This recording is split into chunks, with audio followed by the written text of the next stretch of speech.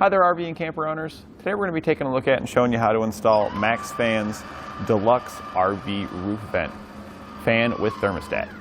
And this is what our vent looks like when it's installed. We've currently got it in the functioning position where it raises itself up, and the exhaust and intake are both going to be located here on the back side. And since this is underneath, that means that we can use this in any weather, whether it's raining or snowing out. The moisture is going to hit on top here, and we're not going to suck it in, and it's not going to get inside. So if you're looking for a vent that you can use all year round in any kind of weather conditions, this is going to be a great option for you. When you turn your vent off, it does retract, and this unit will actually go down and sit pretty flush with our roof. The vent openings here does have a screen mesh behind it to help keep out any critters so that we don't have to worry about any intrusion. It does have a little bit of an opening, so some tiny gnats could potentially get by, but most other insects won't be able to get in. And you can get this fan in two different colors. You can get it with the smoked black top that you see here, where it's kind of a transparent dark color, or you can also get it with a white top. Whichever one you like the best. The black one I personally like just because it kind of shades the sun coming through, so it's a little bit darker, which can also help keep things a little bit cooler. And now here on the inside we can see our fan. It has a screen on it to further protect any insects and things like that coming in, also to protect your hands, so if you're stretching out you don't accidentally touch one of the blades up there. Your control panel is going to be located here, where you can turn it on and off, choose the direction, and adjust your thermostat, as well as open and close the lid for the unit. The knob here allows you to manually open and close the unit. If you wanted to, you could turn it to open it, turn it to close it. But for the most part, the things that are up here, you're really never going to mess with because it comes with a remote. And we can do everything from the remote that we can do right here on the fan. And this is nice, especially if you have a large RV with a high roof, maybe where you can't reach up there. This one's not that big of a deal, but we have this installed in our bathroom, and we could be sitting on the toilet, not be able to reach it up here, but we can just grab our remote that we have hanging on the wall, and then turn it on and do whatever we need to do. The fan can spin in either direction, whether we want it to be an exhaust or an intake. You can see here on the remote it currently says air out, so it's operating as an exhaust. We can press the button there, and then that will switch it to become an intake, and it changes the direction of the fan, and now we're drawing air in. And we can set this up however we need it for the current weather conditions. A thermostat does come included with it, and it's built into the unit. You can see here it shows the temperature of the room is about 65, and we have a thermostat that we can change to the desired temperature. If we have it set to a higher temperature than what the room currently is, the fan will turn itself off after it detects it, and if we have it set to a lower temperature than what the room is, the fan will turn on to help cool down the room. You can also adjust your fan speed in 10% increments. And we can hear here at the lowest speed, it's almost completely silent. You can't even really tell that it's running. And then if we kick it all the way up to 100, you can hear the fan and you can really feel the air coming from this. It's moving quite a bit of air here in the room. So if you needed to remove some smells really fast, we could easily turn on air out 100%. And in no time you would have that flushed out of here, so it wouldn't affect anybody else inside of your camper. The auto button here is what allows you to turn it on to thermostat control. So since we're currently set for 61 is our set temperature, since it's 66 currently inside, the fan is on.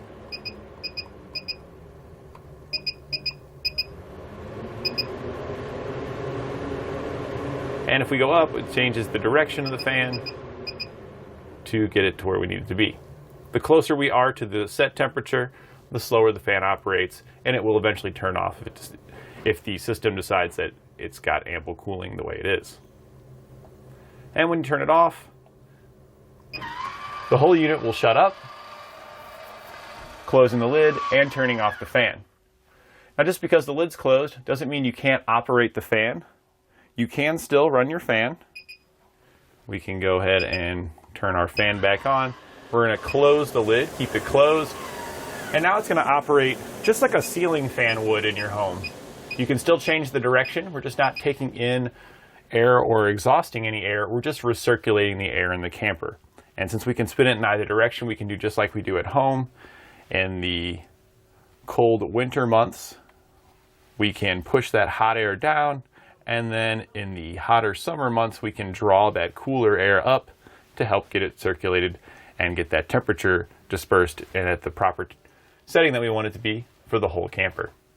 The unit comes with all the mounting hardware and components you'll need. The only accessories that I recommend adding to your cart when purchasing this vent is some butyl tape to seal it to the roof and some self-leveling sealant to go over the top of it to even further seal it up, so that way you don't have to worry about any leaks. If you follow along with me now, we're going to show you how to get it installed. We'll begin our installation by determining where we're going to put our fan. You can either add this fan by cutting a hole in your roof and adding it wherever you like. You do need a 14 by 14 inch hole, and you also want to make sure your roof does have some bracing in it to be able to support it. Or you could use it to replace an existing vent cover that you've got. We've got one right here. This one does have a fan, but this one here, if you were to open it up and use the fan in any inclement weather, moisture and stuff could get inside. And our customer wants to upgrade so that way they can use their fan in any environmental condition. And this one here, the way this one curves over, the actual intake here is kind of on the bottom, so it keeps out any moisture and stuff like that. So we're just going to be upgrading one of his old ones to a much nicer fan. So we're going to start by removing this one. We're going to go ahead and take the sealant off all the way around here. And you can do this either with a putty knife to get up underneath of it. We don't want to cut our roof though, so while you can use a putty knife, you got to be kind of careful to not cause any damage to the roof. I actually prefer to use a razor knife, and we're not going to go in from the side because we also don't want to cut the roof there. We're going to come in here at the top, and we can actually kind of see a ridge where the actual vent is versus where the self-level sealant is. So we're just going to go along that edge, and we're just going to cut it all the way down, and then we can just start peeling this off afterwards. So now that I've made kind of like a perimeter cut, we can come in on one of the edges here with our blade, get up under it, and a lot of times once you get up under it, you can then just kind of start to peel it off. We're going to kind of just like pull up and work our blade along it. Whenever you hit a screw head, usually you kind of get stopped right there, and you have to kind of work around the screw head before you can get another chunk to pull it up. But we're just going to kind of continue like this all the way around until we get everything all the way peeled off. And we need to remove all this even on top of our vent because we need to get access to the screws so we can get those out.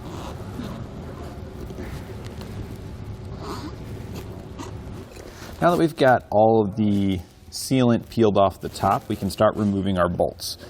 You can take these out with either a Phillips or with a number 2 square bit, and I prefer the number 2 square bit because they have the Phillips cross, but they also have the square in the middle, and with the sealant that's down inside the grooves, it can be easy to strip the screws out with the Phillips. So I just find the square to be a little more reliable.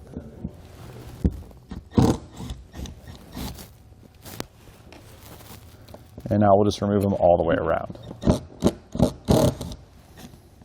Now that we got all the screws out, I usually just take the razor knife and I kind of just run it along the edge, right kind of where the lip is right here, kind of angling the knife down so it hits right on it because we don't want to go straight onto the roof. And that'll just give you a nice little lip. And then you can start on one corner and just start pulling it up. If you can get your hand underneath of it, then you can really start to peel it up off the roof.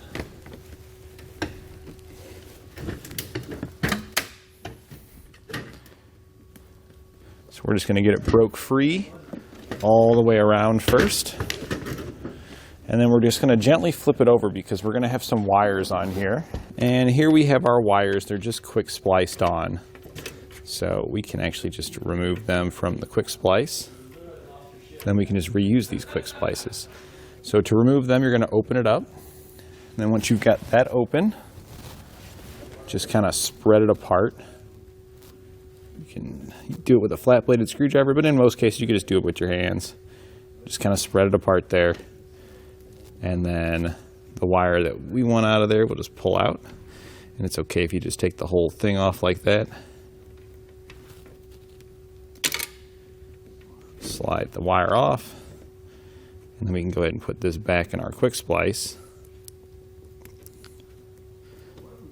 so we can reuse it. We're just going to click that right over there. Then we'll remove this one. Same way, so we can just reuse these. Spread it apart. Slide your wires out. And then just separate them. They just slide out of the little grooves there. And then you can just put this one back together as well.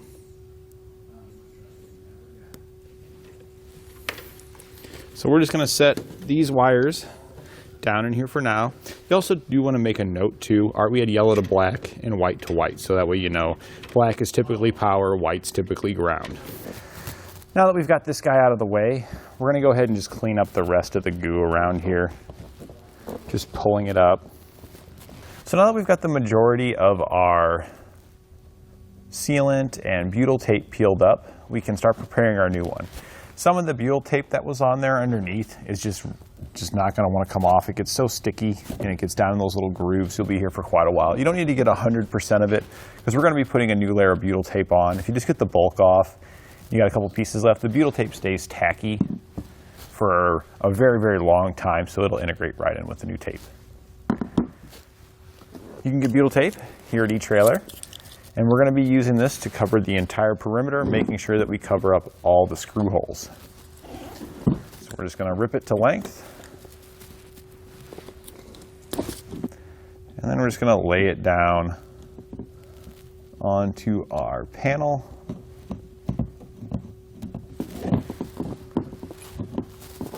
And then we're just going to repeat that all the way around.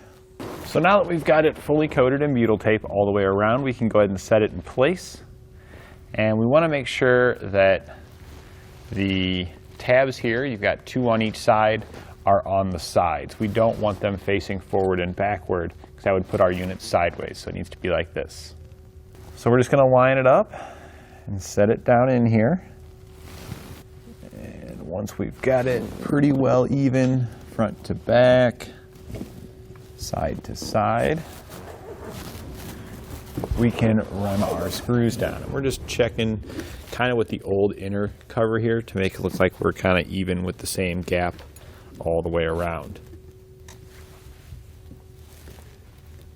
And we look pretty well lined up there. So we can now take the included screws that come with your new one and run it back in there. You could reuse your old ones, but since it comes with new ones, this will just give us a cleaner installation. Now your new ones though, these are going to be Phillips head screws. So you do want to keep that in mind. You're going to have to switch back to a Phillips bit if you were using the square bit. And that might be the only reason you might want to reuse those old screws, is if you like the square bits and you wanted to keep them. And we're just going to run one down into each hole on our mount here.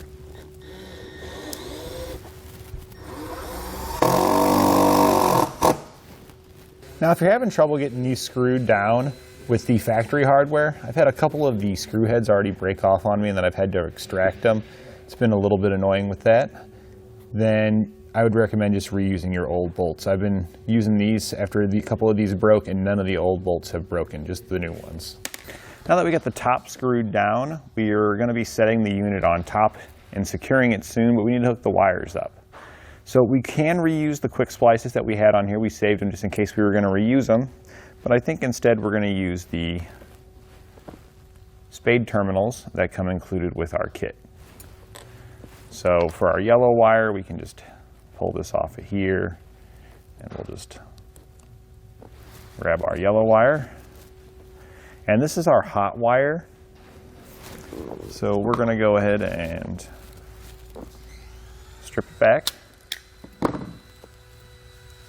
And it doesn't really matter since these are both covered Normally, if you only have one that's covered, you want to put your covered one on your hot wire, which is this one here. Since they're both covered, it doesn't matter. So we're just gonna grab this one here, the female, and we're gonna crimp it on there. And then over here on our ground wire, we can go ahead and get this off the quick splice as well. And this one, we're actually going to take the wire here where it's folded. We're going to go ahead and cut it. And then since the quick splice was right there, I'm just going to trim off just a little bit on each side here. And that way we can strip back right where the quick splice was, strip back the other white wire, and then we're just going to twist these together. And then we're going to take another one of our Spade terminals, we're going to put it on here. And to make it so that way you can't ever plug this in backwards, since we used a female on our positive, we're going to use a male on the negative side. So just kind of twist and get that guy on there. It's a little tight over the twisted wires, but it does fit. And then just crimp this guy down. So now we've got our fan here and we've got the wires coming off. You'll find the wires right on the side. There's a little circuit board right next to it, and they're just coming off the side here. And they're going to be labeled. This one says positive. The other one doesn't say negative on it, but if this is positive, this one's got to be negative. We've got plenty of length of wire here. It looks like they gave you probably a little over 2 feet of wire, which, since these are already pretty long, we've got way more than we really need. So we're just going to trim off some, maybe to about here. That way we still got plenty of excess so we could easily take our light out to do any kind of maintenance or anything we wanted to. So we're just going to snip these two. Then we'll just strip each one of these back.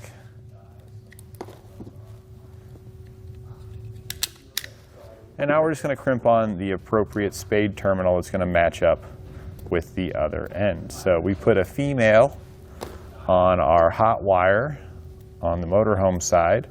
So the positive wire here on the fan side, we're going to make sure we put the male connector.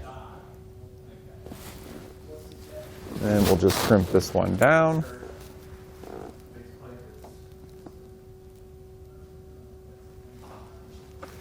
Then on our white wire here, just going to slide on the female terminal and crimp it down.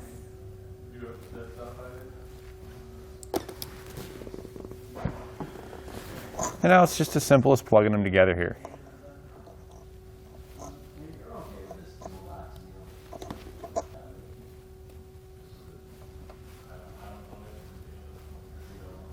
All right, so now that we've got these connected, we can go ahead and set our fan into place. Since we still got this cover on here, we want to tuck our wires down in that, behind the cover in this. If you'd remove this cover beforehand, you just drape them down in there. We just want to tuck them in here so they don't accidentally get pinched by anything when we're putting this on. So we're just going to tuck our wires in on the side there. And then before we set it into place, there's a black knob on the corner of the unit right here. And it'll say open and closed on it. We want to turn it to the open position. This is going to raise the unit out of it. And these are the holes that we're going to run our screws through to secure it. So it needs to be raised in order for us to access those. Otherwise our rain cover there is going to block it. So now we got it raised up. We're just going to bring it around and set it into place. Just double check your wires to make sure you're not pinching anything. Once we get those tucked down in there, our unit should sit around the base that we put on there. So we got that side around, then we'll just head over to the other side and double check it. We're now down inside. When we went to drop the unit down, the interior cover here was in the way it was hitting, so we just need to drop this down. And this is as simple as taking out the 4 screws that you see around it. And these again can either use a Phillips or the square bit. So we'll just zip each one of these out of here. because we are going to be replacing this anyway with the one that came with the unit. Sometimes you get lucky. This one will fit right on your new vent, but this one just isn't quite the same dimension. So we'll use our new one. Just got to get this out of the way so we can get that all the way dropped down. So now we're just going to slide it down all the way until it lines up with our holes. There's 3 different types of screws that's going to come in your kit. We're going to use the shorter button head screw for the ones that go into the side panel there. You'll have 4 of these, and you might have to push down slightly to compress the gasket in order to get it to start. And then just run it in there. We don't need to go crazy and tighten them down too much, just till they're nice and snug. We'll then repeat that for the 3 remaining holes. To seal up our vent cover, we're going to be using Alpha Systems self-leveling lap sealant. And this is a type of sealant that you would use pretty much on all of your roof accessory and roof repairs. If you're adding a vent, you'll want to make sure you seal that up, as well as put butyl tape on the bottom of anything you're running around. That'll seal up any screw holes and things you have underneath. And this is a second layer that'll go on top of everything to ensure that nothing can wick down the screws or in any of the seams.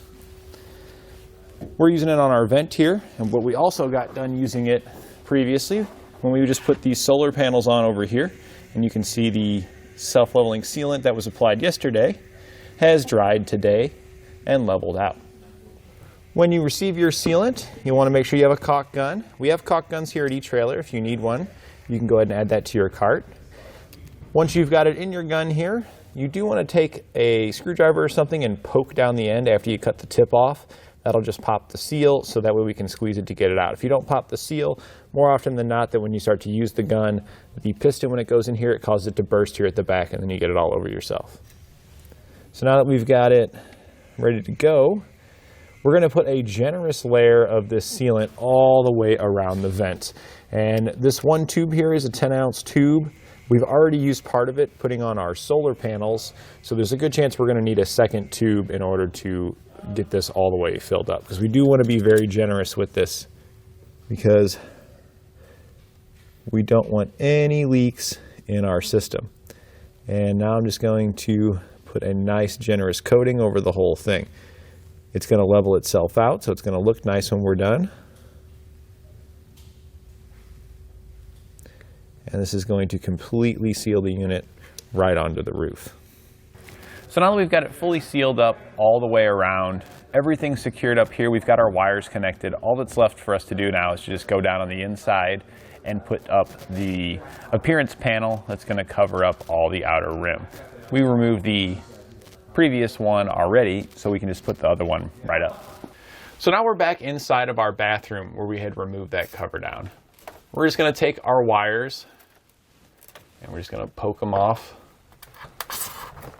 right up into there, get them out of the way. It's not going to hurt anything to just kind of stuff them in there, because if we ever need to service them, you're going to have to take this cover down anyway.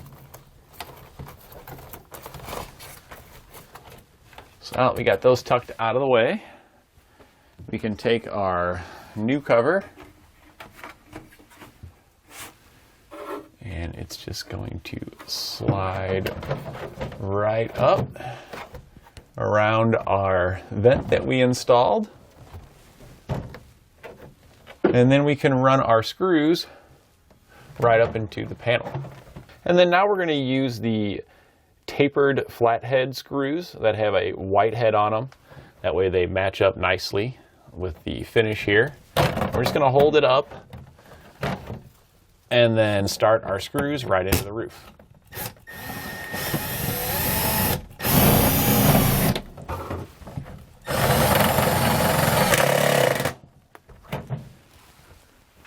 And we'll repeat that for the remaining holes.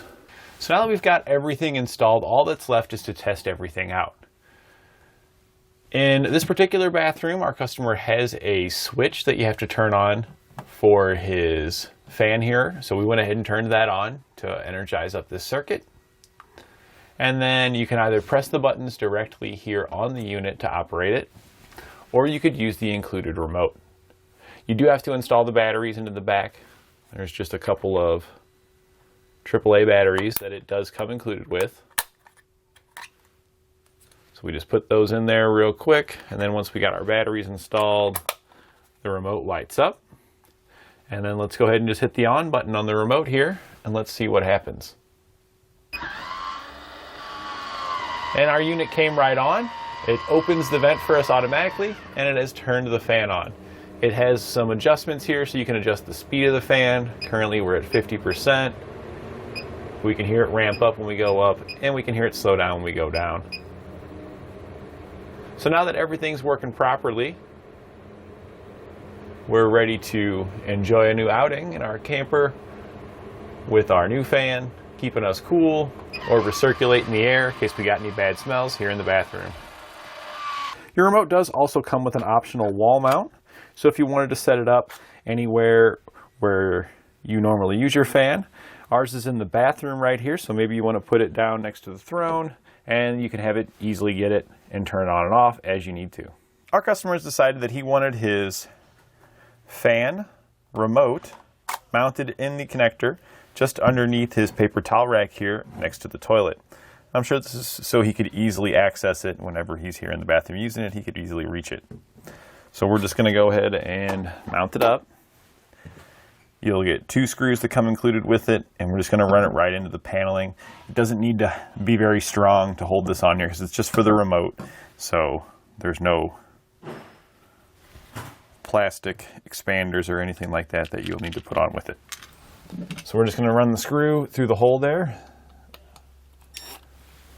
We're going to set it in place, run it in. Then we're just going to get it to where it's level, and we're just using the walls pattern to make it match up with that. And then we're going to run in our other screw.